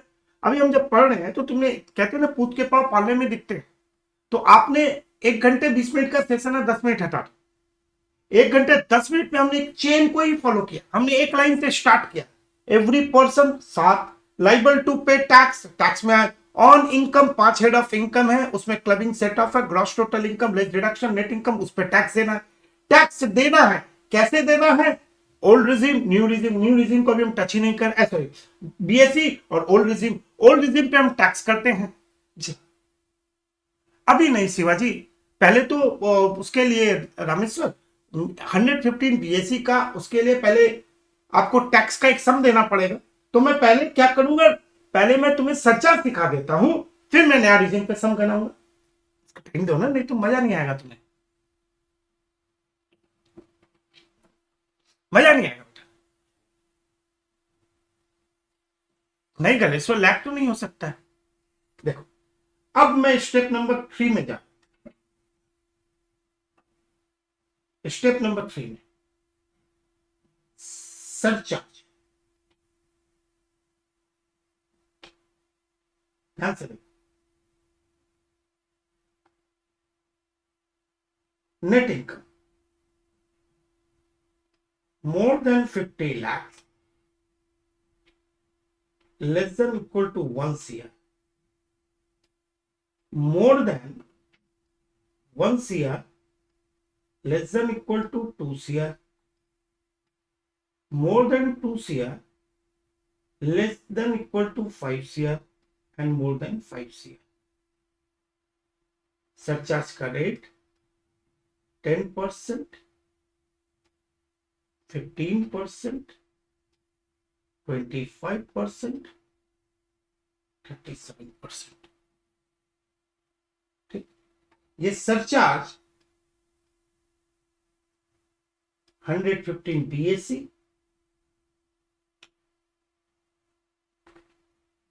एंड ओल्ड रिजीम सब में सेम है। आई बात समझ में? अब मैं तुम्हें ओल्ड और न्यू का भी खेला देख रहे हो ना, मैं कैसे सजा के दे रहा हूं, पता भी नहीं चलेगा आपको कि दोनों भी स्कीम खत्म हो गई। खेला खाली वही तक था, रिबेट तक। सरचार्ज दोनों में सेम, वही नेट इनकम एकदम सेम, 10, 15, 25, 37% जो पहले था वही है। चाहे न्यू स्कीम में जाओ या ओल्ड में जाओ, सरचार्ज के रेट में कोई डिफरेंसेस नहीं। ओके, तो चलिए FAQ 3। Mister T 40 years net income 51,10,000।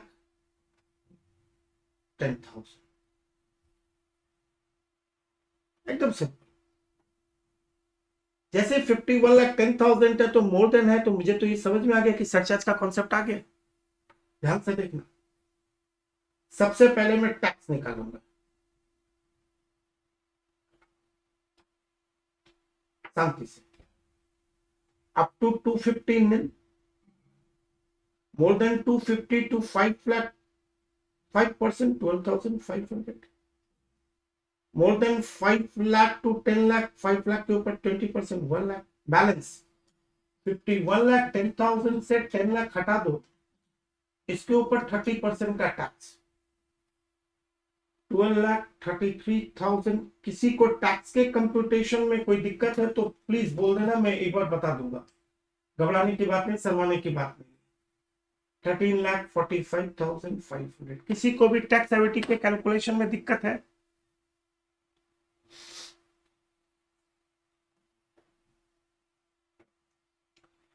किसी को भी टैक्स एविटी के कैलकुलेशन में दिक्कत है?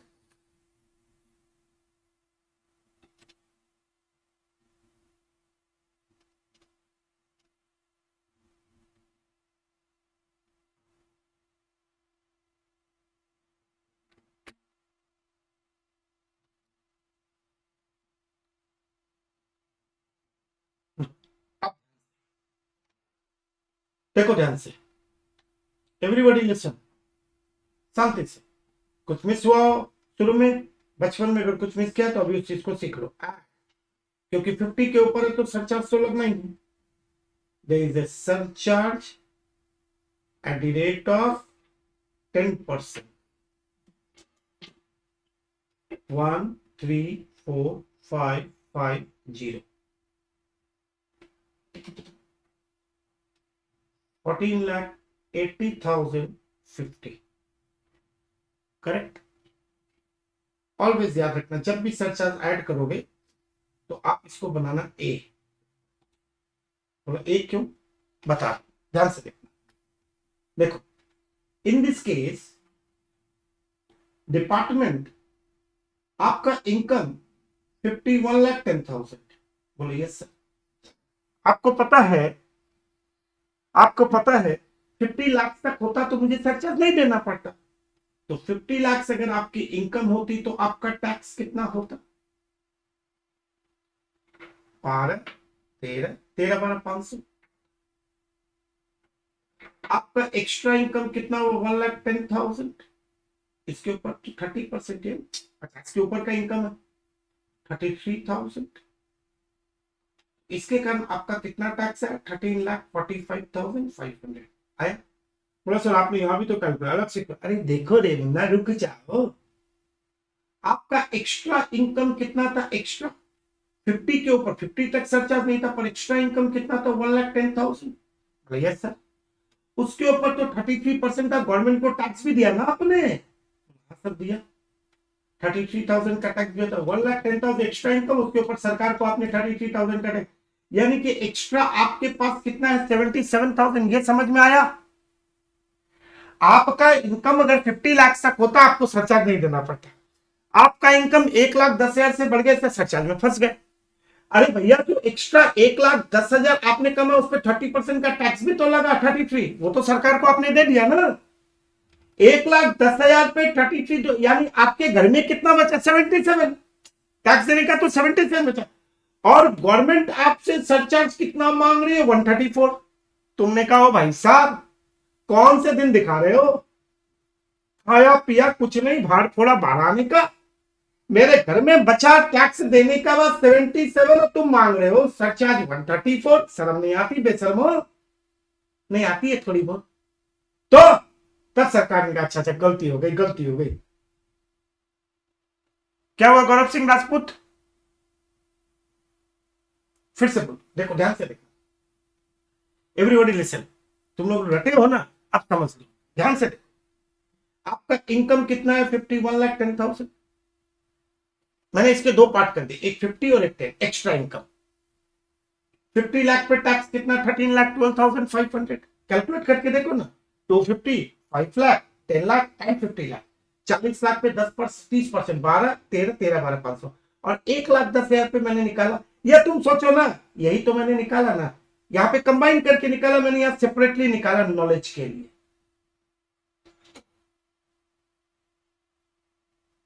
आई बात करो. देखो Viresh, you just calculate the income because I am making segregation to give a proper knowledge, the fundamental of surcharge, why the surcharge introduced. If your income is 50 lakhs, what is the tax? 13 lakh 12,500. And extra you want 1,10,000, उस 1,10,000 पे भी तो 30% का tax है ना, 10 के ऊपर जो भी इनकम है तो इसी का पार्ट है ना 51 का, तो 30% का टैक्स 33। ये बात समझ में आई? टोटल टैक्स वही आया जो आपने निकाला, वही है, मैंने थोड़ा सेग्रीगेट करके निकाला। जिसको इसको डाउट हो फिर पूछिए। जस्ट मैंने क्या किया, दो सेग्रीगेशन कर दिया, 51 लाख को 50 लाख और 1,10,000, टैक्स वही है 13,45,500। पर मैंने एक चीज कैलकुलेट की कि तुमने 1,10,000 माने you up to 50 lakh no such है, एक्स्ट्रा तुमने कितना कमाया? 1,10,000। फिर से बोल रहा, एक्स्ट्रा तुमने कितना कमाया? 1,10,000। उस पर तुमने टैक्स कितना दे दिया? 33,000 दिया ना, यहां तक क्लियर है? एक्स्ट्रा तुमको लगा 50 के ऊपर तुमने कितना कमाया? 110। 110 पे 30% का टैक्स भी तो तुम गवर्नमेंट को दे रहे हो ना, 33। यानी कि एक्स्ट्रा तुमने 110 नहीं कमाया, एक्स्ट्रा तुमने ओनली 77 ही कमाया, क्योंकि 33,000 तो गवर्नमेंट को तुम टैक्स दे ही रहे हो उसे 1,10,000 पे। मैंने you have an inflow of 77,000, सरकार इज डिमांडिंग 134, बेशर्मो। तब सरकार ने कहा गलती हो गई, तब सरकार ने मार्जिनल रिलीफ इंट्रोड्यूस किया। कितना रिलीफ? बोला हम तुमसे कितना मांग रहे? 134,550 मांग रहे। तुम्हारे घर में कितना बचा है? 77,000। हम माइनस 134,550, ये जो डिफरेंस हम एक्स्ट्रा मांग रहे, ये आपका relief. This is called relief, this is called relief. यही तो रिलीफ है। गवर्नमेंट 134 मांग रही है, तुम्हारे घर में 77 ही बचा आफ्टर टैक्स, तो गवर्नमेंट बोलते हैं अच्छा अच्छा इसका ज्यादा नहीं, तो गवर्नमेंट ने क्या किया? 134,550 का तुमको रिलीफ दे दिया। ये रिलीफ हो। अब तुमको कितना देना है? गवर्नमेंट आफ्टर सरचार्ज कितना हो? 40, 80, 50। यहां से रिलीफ ले लो, 57,550 का रिलीफ। तो फाइनली 44,22,500 ये गवर्नमेंट को देना है। ये है बैकग्राउंड, तुम्हें किसी ने नहीं समझाया होगा। सच बोलो दोस्तों, जो नए बच्चे हो बोलो, क्या तुमको कभी किसी ने ये बताया कि सरचार्ज के पीछे का बैकग्राउंड क्या है? ये सरचार्ज के पीछे का बैकग्राउंड है, गवर्नमेंट चाहती है कि इनफ्लो और आउटफ्लो बराबर रहे। तुम अगर 2 रुपया कमाओ तो 2 ही टैक्स हो, तुम 2 कमा रहे हो और 5 रुपया टैक्स दे रहे हो, ये तो नहीं चलेगा ना। You are earning only 77,000 and from that the government is demanding surcharge of 134,550, that is illogical। तो गवर्नमेंट ने कहा जो एक्स्ट्रा है वो रिलीफ बोल के ले जाओ। अब तुम देखो, ये तुम्हारे लिए पॉसिबल नहीं है।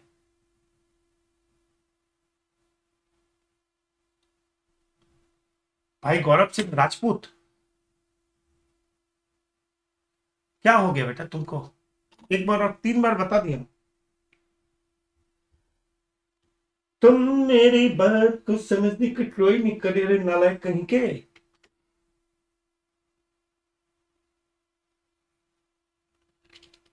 हाँ, टैक्स में खत्म हो जा रहा है हिमांशु, एकदम ध्यान से सुनना। गौरव भाई एक बार ध्यान से, एक छोटा सा बात को समझ, तुम खुद ले ले, तुम अपने आप को सोच कि योर इनकम, ढंग से सोचना कर, तुम्हारी इनकम कितनी है? मेरे ख्याल से तुम यहां फंस गए हो ना गौरव, ये जो मैंने सेग्रीगेशन किया उसमें फंसे हो। ये सेग्रीगेशन तुम्हें समझ में आया क्या? कि मैंने 2 हिस्से में बांट दिया। क्या बांटा? मैंने इनकम 51 थी, मैंने 2 हिस्सा कर लिया, 50 और 110। क्यों किया? 50 लाख से सरचार्ज देना नहीं था। एक्स्ट्रा कितना कमाया? 110। लोगों को लगता है मैंने एक्स्ट्रा 110 कमाया, पर 110 नहीं कमाया, क्योंकि 30% का टैक्स भी तो मैं दे रहा हूं। तो 33,000 का टैक्स, ये देखो ऊपर और नीचे मिला के वही तो टैक्स आ रहा जो हमने डायरेक्टली निकाला। अभी अभी यहां तक क्लियर है गौरव भाई? 13,45,500 तक क्लियर है क्या? एक बार बोला तो रोहित।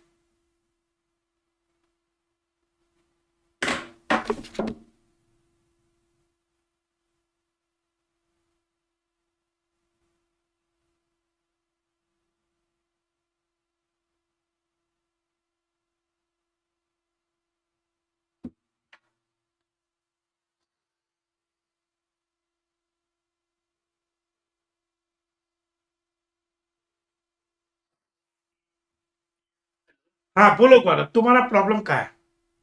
सर हो गया सर क्लियर, वो मुझे वाईफाई की प्रॉब्लम थी। ये वाइफिकेशन समझ में 51,10,000 है ना, मैंने इसको क्या किया, जी जी 50 और 110 में कन्वर्ट कर दिया। क्यों किया, जी। क्यों किया सर बेटा? क्योंकि सर ये हमने ज्यादा दे दिया ना, 50 लाख एक से ऊपर जो 1,10,000 है एक उसमें लाख हमने दे दस दिया। हजार जो एक्स्ट्रा तुमने कमाया उस पर 33 का टैक्स भी तो तुम दे दियो गवर्नमेंट को। जी जी सर, जी तो सर। तुम्हारे घर में कितना बचा, दिखने को तो 110 है, बचा तो 77 ही एक्स्ट्रा। जी जी जी, 33 माइनस हो जाएगा ना सर। हाँ, जी हो गया। तो तुम्हारे घर में एक्स्ट्रा बचा, अब तुम गवर्नमेंट तुमसे सरचार्ज कितना मांग रही, 134। 134, जी सर। और गवर्नमेंट तुम बोलोगे भाई मेरे घर में तो 77 बचा, तुम मेरे से ज्यादा क्यों मांग रहे हो। जी जी सर, जी फिर माइनस हो जाएगा ये उसमें। डिफरेंस ही रिलीफ हो गया। ठीक है सर, ठीक, ओके सर। अब ध्यान से देखो, ये आप लोगों के लिए, ये आप लोगों के लिए पॉसिबल नहीं है बेटा, एग्जाम हॉल में ये सब कैलकुलेट करना।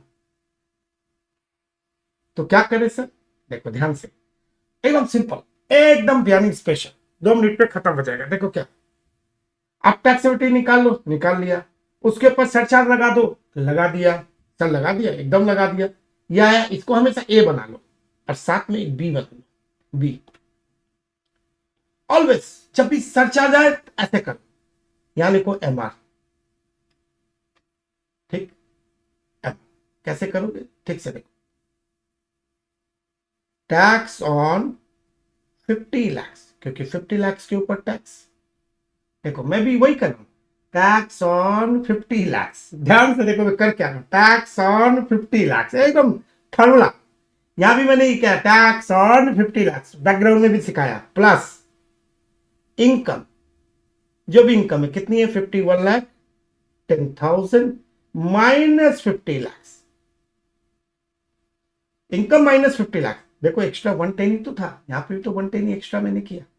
तो 50 लाख प्लस, यानी कि जितना कमाओगे उससे ज्यादा तुमको टैक्स देने की जरूरत नहीं है, क्योंकि एक्स्ट्रा कितना है, 110, tax on 50 lakh plus extra 110 कमाया तो 110 तक मैं तुमसे टैक्स लूंगा, उससे ज्यादा नहीं लूंगा। तो 50 लाख के ऊपर टैक्स कितना होता है, 50 लाख के ऊपर होता है 13,12,500 प्लस 1,10,000, तो कितना आया, 13,42,500, सॉरी 14 लाख, ये भी तो वही है ना, देखो आ गया, 14,42,500 टैक्स प्लस जितना एक्स्ट्रा कमाओगे उससे ज्यादा हम तुमसे चर्चा देना।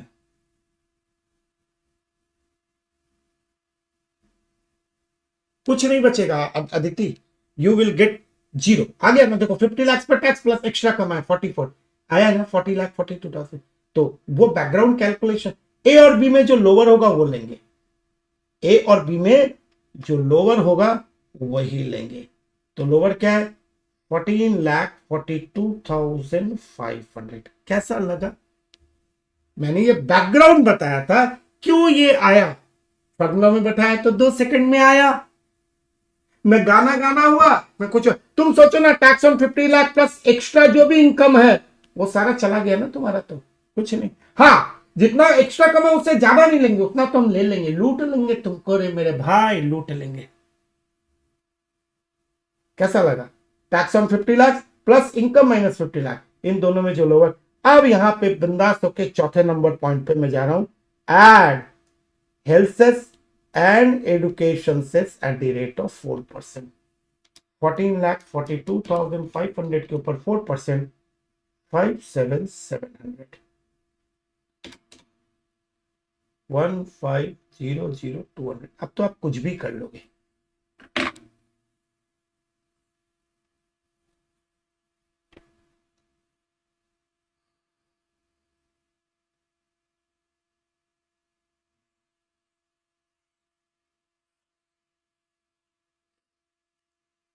सर्चेस पूरा टैक्सेविटी का कॉन्सेप्ट खत्म हो गया। ये देखो, taxability, rebate, surcharge, relief, health cess and education cess. यहां जो रिबेट है ना, ये जो रिबेट है, सेम वही चीज जैसे अभी मैंने सिखाया ना, एक्स्ट्रा मैंने जितना कमाया उतना तक देंगे, उससे ज्यादा नहीं देंगे, वैसा ही रिलीफ यहां पे भी है।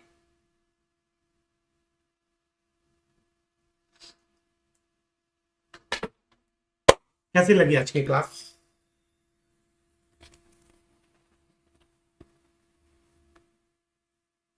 एकदम एकता बेटा ऐसे ही दोगे, ए एंड बी, पहले टैक्स ए फिर marginal rate B, whichever is lower. नहीं, एक लेवल की बात तो हो गई ना बेटा, ये लेवल एक लेवल आएगा उसके बाद रिलीफ नहीं आएगी।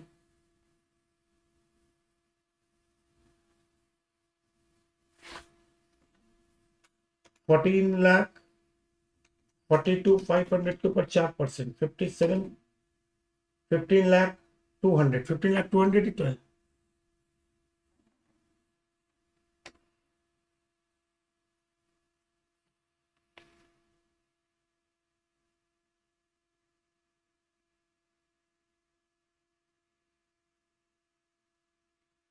चलिए, आप लोग अपने अपने अपने अपने फीडबैक को ग्रुप में शेयर करिएगा। फिर मिलेंगे 8 बजे। आसपास का रंग आ गया होगा, एनर्जी लेवल चेंज हो गई होगी कल से।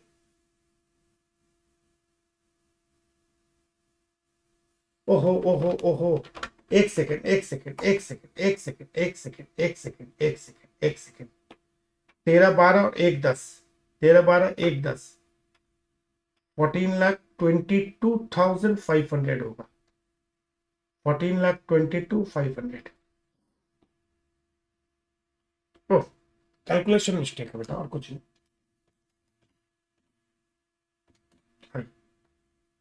56,900,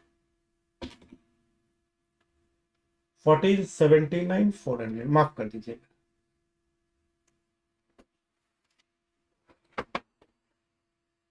thank you very much, thank you very much. कल फिर मिलते हैं हम लोग ब्रेक के बाद नए जोश के साथ, क्योंकि आज की क्लास में मैंने एनर्जी डाल दी है, हवन चालू हो गया है। कल से हम अपने मुकाम पे पहुंचेंगे। हाँ, व्हाट्सएप ग्रुप पूरा है बेटा। Thank you thank you. अपने अपने जरूर फीडबैक को शेयर करिएगा।